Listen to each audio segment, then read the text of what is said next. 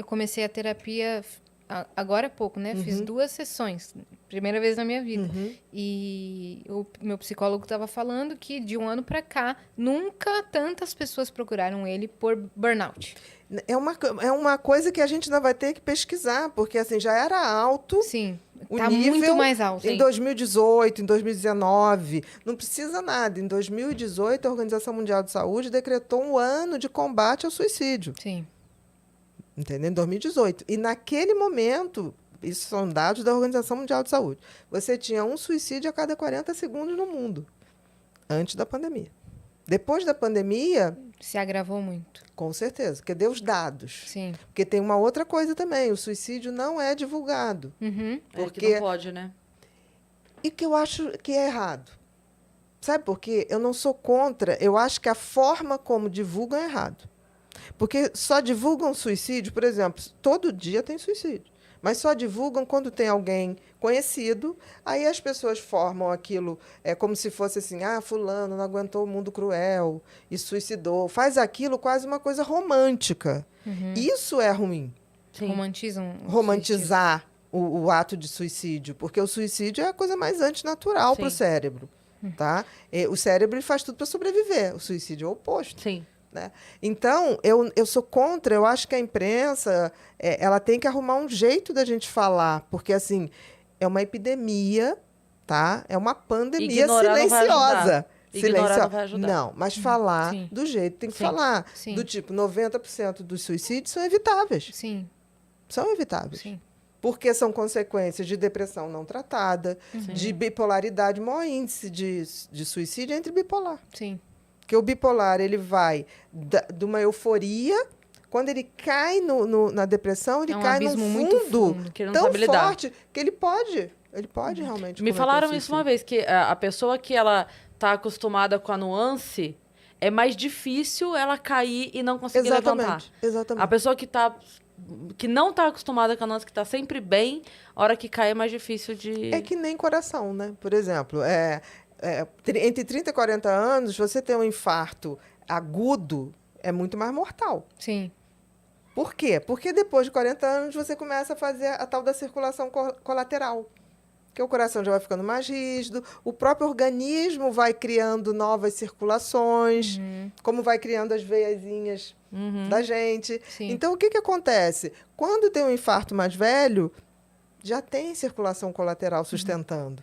Entendeu? Porque já tava o corpo já estava se preparando. Para o envelhecimento. Exato. Para esses eventos. Agora, quando a gente está aqui jovem, o coração lá, tá.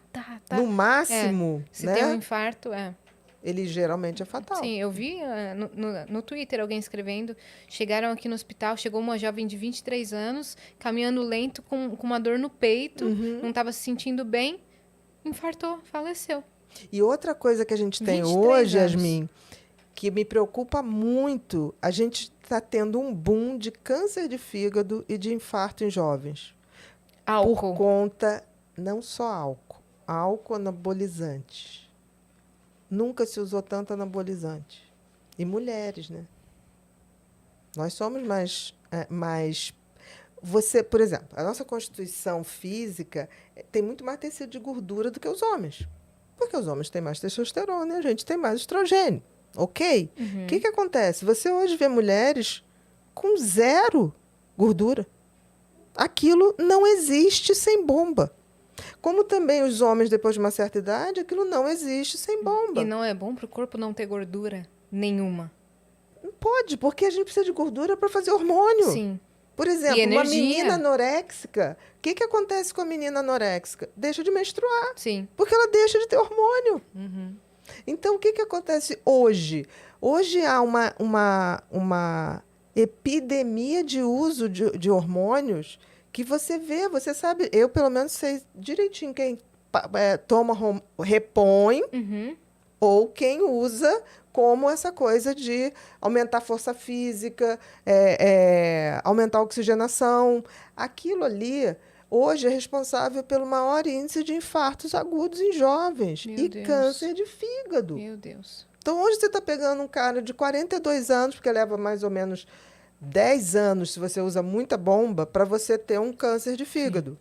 Então, quando você vai ver, câncer de fígado é silencioso. Quando você vai ver, já está em metástase. Mas é a busca pela estética padrão. E por isso que muita gente também está morrendo em mesa de cirurgia. Com certeza. É. E é isso que é um que eu outro falo. assunto que a gente devia também trazer um profissional para tratar. Um assunto importantíssimo para conversar aqui.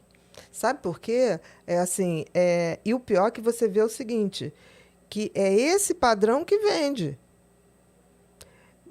Eu tenho, por exemplo, e como as redes sociais é fake, né?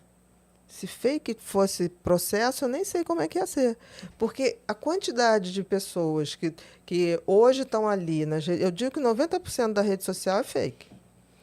Falando coisas, dizendo coisas, vendendo fórmulas mágicas de felicidade, Sim. de como ficar bem, fazendo um exercíciozinho, 90% e tem é aquele mentira. negócio que parece clichê, mas existe, né? Que é a positividade tóxica. Totalmente. Não é clichê, não. Não é, não? Não, é verdade. A positividade tóxica é a pior coisa que tem, a tal da ditadura da felicidade. O que é a ditadura da felicidade? Você não pode falar nada que não seja muito legal. Você tem que contar coisas extraordinárias. Aí vamos lá. Positividade tóxica é caldo de cultura para narcisistas. Uma coisa está ligada à outra. Meu Deus, cara. Entendeu? Total. Exatamente É um isso. movimento. É um e aí as movimento. pessoas falam, Brasil. Gente, é um movimento global. Global. Eu hoje acho tão engraçado quando as pessoas falam, não, mas aqui no Brasil, eu falei, gente, então vocês não estão olhando Sim. o universo ao redor. Sim. Sim. Por exemplo, Até porque a gente nunca foi criador de tendência, né? Vamos Sim. lembrar. exatamente, eu A gente tá adoraria copiando falar tendência isso. há muitos e muitos anos. Hoje, você vê o Putin, eu não tenho dúvida que o Putin é um psicopata. O narcisismo no Putin é uma coisa absurda. Aquelas cenas dele andando no cavalo com os peitos de fora, cara, é surreal, sabe? E um cara de uma frieza. Aí, outro dia, eu estava vendo um cara que estava fazendo leitura, que ele fez assim, estava com medo. Medo nada. Ele estava com aquela coisa de desprezo. Tipo assim, caguei, vou fazer isso mesmo, é isso que eu vou fazer e ponto. Ele vai voltar atrás? Não. Porque, assim, ele não tem... Qual é a saída do Putin hoje? Não tem. Ele jogou uma carta mais alta do que não sei o quê. Ele não tem medo. O psicopata não sente medo. Ele não tem nada a perder. Ou seja... Se ele recuar, ele perde o poderio dele. Ele não vai entregar o poder. Ele não vai. Ele só tem duas coisas. Ou ele vai avançar e realmente fazer uma terceira guerra mundial mesmo, e vai ter de parceiros vários outros ditadores. A gente vai viver uma nova era de ditadores psicopatas.